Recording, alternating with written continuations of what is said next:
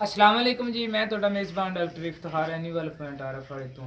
ਜਿਸ ਤਰ੍ਹਾਂ ਤੁਸੀਂ ਜਾਣਦੇ ਹੋ ਵੀ ਹਰ ਰੋਜ਼ ਅੱਛੇ ਤੋਂ ਅੱਛਾ ਜਾਨਵਰ ਲਿਆਉਣ ਦੀ ਕੋਸ਼ਿਸ਼ ਕਰੀਦੀ, ਇਸੇ ਤਰ੍ਹਾਂ ਹੀ ਅੱਜ ਇੱਕ ਸਾਹੀਵਾਲ ਦੀ ਗਾਂ ਸੀ ਤੇ ਤਾਰੀਫ ਨਹੀਂ ਕਰਦੇ, ਤੁਹਾਨੂੰ ਜਾਨਵਰ ਹੀ ਦਿਖਾਣੇ ਆ। ਮਾਸ਼ਾਅੱਲਾ ਜਾਨਵਰ ਬੜਾ ਖੂਬਸੂਰਤ ਹੈਗਾ।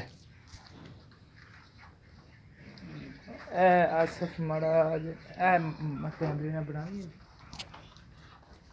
माशाल्लाह बड़ा खूबसूरत जानवर है। पिछे दे बच्चा है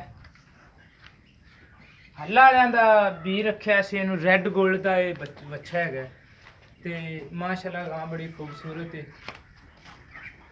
तुसी थन मनो, चड्डे मनो, वाने मनो, कोई कमी नहीं इहदे च हैगी। किन्ना क गां दा वजूद है थोड़ा जिहा माशाल्लाह, उस हिसाब नाल गां दे थल्लों तुसीं चड्डा छड्डा इंदा दुद्ध शुद्ध तुसीं किसी किस्म दी कोई कमी नहीं हैगी। इक्को जे चारे थण ने तुहानूं नज़र आ रहे ने। साहीवाल दे विच इस ब्रीड दा तुहानूं बहुत ही कम मिलेगा ते कोले ही अपने इन्हां दी इस गां दी मां, ये केड़ी गां दी थी भला? ऐसी गां, इस गां दी ये थी है कि थोड़ी जी मेरे नाल नाराज है, मैनू मार दी। ए बच्चा है जनाब, ये रैड गोल्ड मैं तुहानूं अगे भी दस्सिया, ये रैड गोल्ड दा है।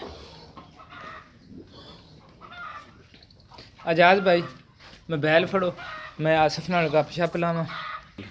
अस्सलाम वालेकुम आसिफ भाई, की हाल है? ठीक है जी। आसिफ भाई ते अगे भी 2-3 जानवर सेल कीते ने ते किवें आसिफ भाई ने दस्सिया सी बिल्कुल उसे तरह ही है।